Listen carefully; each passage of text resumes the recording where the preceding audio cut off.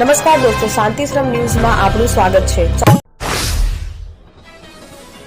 શક્તિપીઠ અંબાજી ખાતે દિવાળી પર્વ નિમિત્તે પોલીસ દ્વારા ફૂડ પેટ્રોલિંગનું આયોજન કરવામાં આવ્યું હતું। તહેવારોના સમયમાં કોઈ અનિચ્છનીય બનાવ ન બને અને લોકોની સુરક્ષા સલામતી જળવાઈ રહે તે મુખ્ય હેતુ હતો। આ ફૂડ પેટ્રોલિંગમાં બુલેટ પોલીસ, ઘોડેસવાર પોલીસ, સ્થાનિક પોલીસ જવાનો અને હોમગાર્ડના જવાનો મોટી સંખ્યામાં જોડાયા હતા। ડીવાયએસપી અને પીઆઈ સહિતના ઉચ્ચ અધિકારીઓ પણ આ ડ્રાઈવમાં સામેલ થયા હતા। થરાદ પોલીસે વાતડાઉ ગામની સીમમાં ભારતમાલા રોડ પરથી ₹12.99 લાખની વધુના માદક પદાર્થ, અફીણ અને હેરોઇન સાથે 2 આરોપીઓને ઝડપી પાડ્યા છે। પોલીસ સ્ટાફ આ ચેકિંગ દરમિયાન હતો તે દરમિયાન સાંચોર તરફથી આવી રહેલી હ્યુન્ડાઈ સેન્ટ્રો ગાડીને રોકવામાં આવી હતી। ગાડીની તપાસ કરતા તેમાં 2 ઈસમો બેઠેલા હતા અને તેમના કબજામાંથી શંકાસ્પદ પદાર્થ મળી આવ્યો હતો। સ્થળ પર એફએસએલ અધિકારીને બોલાવી પૃથ્થકરણ કરાવતા તે પદાર્થ ઓપિયમ આલ્કોલોઇડ એટલે કે અફીણ અને ઓપિયમ ડેરિવેટિવ એટલે કે હેરોઇન મોર્ફિન હોવાનું પુષ્ટિ થઈ હતી। પોલીસે 4.83 ગ્રામ અફીણ અને 211.81 ગ્રામ હેરોઇન જપ્ત કર્યું હતું। કુલ 12,99,533ના મુદ્દામાલ સાથે 2 આરોપીઓની ધરપકડ કરવામાં આવી હતી।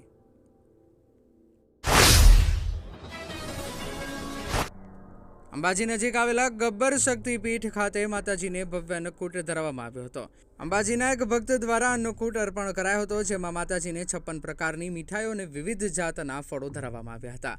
અંબાજીથી 3 કિલોમીટર દૂર આવેલું ગબ્બર શક્તિપીઠ માતાજીનું મૂળ સ્થાનક મનાય છે।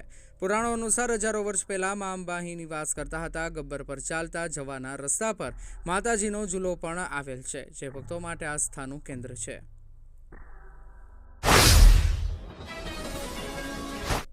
પાલનપુર ગુરુ નાનક ચોક નજીક સોમવારે કચરાના ઢગલામાં આગ લાગી હતી, જેની ઝપેટમાં બાજુમાં પડેલું કેબિન પણ આવી જતા બળીને ખાખ થઈ ગયો હતો। દરમિયાન પાલનપુર નગરપાલિકાના ફાયર વિભાગની ટીમે પાણીનો મારો ચલાવી આગ ઉપર કાબુ મેળવ્યો હતો। પાલનપુર ગુરુ નાનક ચોક નજીક ગઠામણ દરવાજાને સાંકળતા માર્ગની બાજુમાં નગરપાલિકાનું કચરા સ્ટેન્ડ છે, જ્યાં નાખવામાં આવેલા કચરામાં સોમવારે સવારના સુમારે ગમે કારણોસર આગ લાગી હતી, જે પ્રસરી જતા બાજુમાં પડેલું લાકડાનું કેબિન ઝપેટમાં આવી ગયું હતું અને જોતામાં કેબિન ભડભડ સળગી ગયું હતું, જ્યાં આજુબાજુના વેપારીઓએ પાણીની ડોલો ભરીને આગ બુઝાવવાનો પ્રયાસ કર્યો હતો। દિયોદર પંથકમાં શિક્ષણનું અનેરું ધામ એટલે Shri Tapasvi college of nursing તેમજ શ્રી તપસ્વી આર્ટ્સ કોલેજ, જ્યાં છે સંપૂર્ણ AC, CCTV, wifi, digitally updated campus, BSc nursing સહિતના અનેક કોર્સમાં આજે જ પ્રવેશ માટે સંપર્ક કરો Tapasvi college of nursing, Deodar.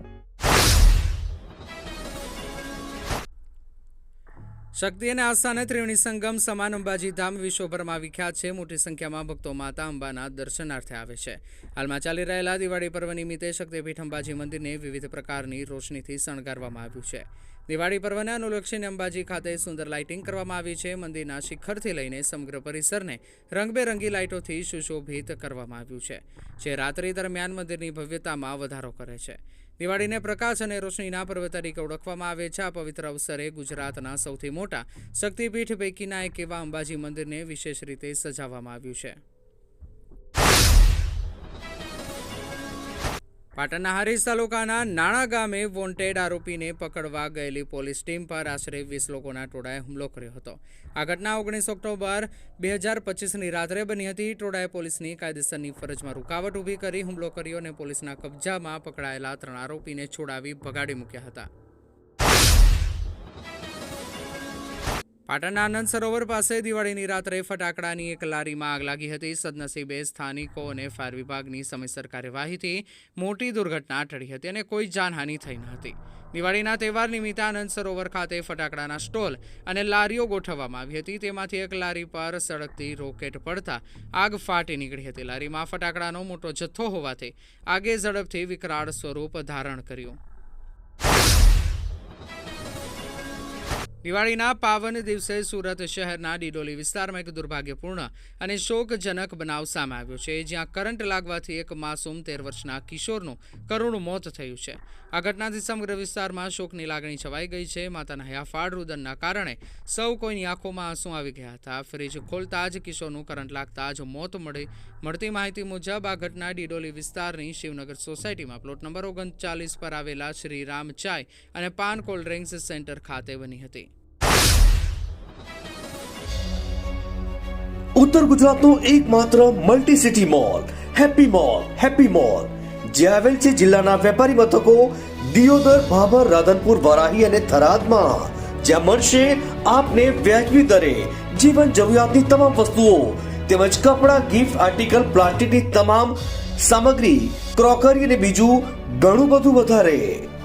તો આજે જ આવો હેપી મોલ અને કરો ખરીદી તમારી મનગમતી વસ્તુઓની.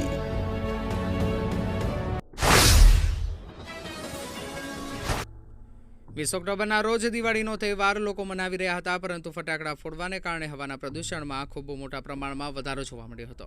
અમદાવાદમાં રાત્રે AQI 300 પાર પહોંચી ગયું, એટલે કે હવા ખૂબ જ ખરાબ અને લોકો માટે જોખમકારક બની ગઈ હતી. ફટાકડાને કારણે હવામાં ખૂબ જ પ્રદૂષણ ફેલાયું અને લોકો બહાર ફટાકડા ફોડતા હોય ત્યારે તેમના શ્વાસમાં હવા જવાને કારણે તકલીફ પડે તેવી સ્થિતિ શહેરમાં જોવા મળી હતી. અમદાવાદના વિવિધ વિસ્તારોમાં એર ક્વોલિટી ઇન્ડેક્સ 200થી ઉપર જ જોવા મળ્યો હતો. AGI.in વેબસાઇટ મુજબ શહેરના ચાંદખેડા, નારોલ, બોપલ, શીતલજ, સાયન્સ સિટી, ઘાટલોડિયા, થલતેજ સહિતના વિસ્તારોમાં આરોગ્ય માટે જોખમકારક હવા બની.